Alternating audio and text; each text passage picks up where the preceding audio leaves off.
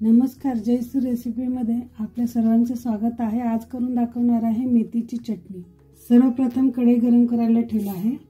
आपल्याला मेथी लागतील तेवढे घ्यायचे आहेत। मी 100 ग्राम घेतलेले आहे। आपण गॅस बारीक ठेवून याला भाजून घ्यायचे।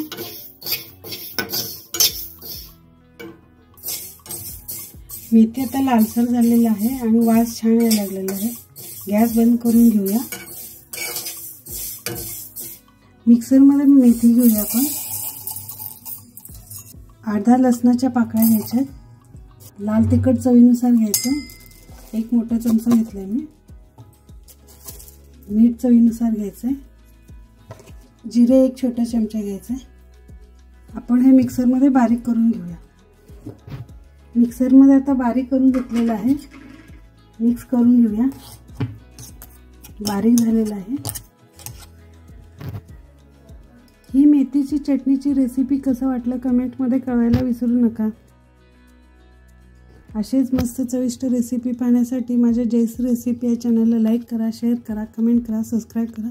माझा व्हिडिओ पाहिल्याबद्दल धन्यवाद।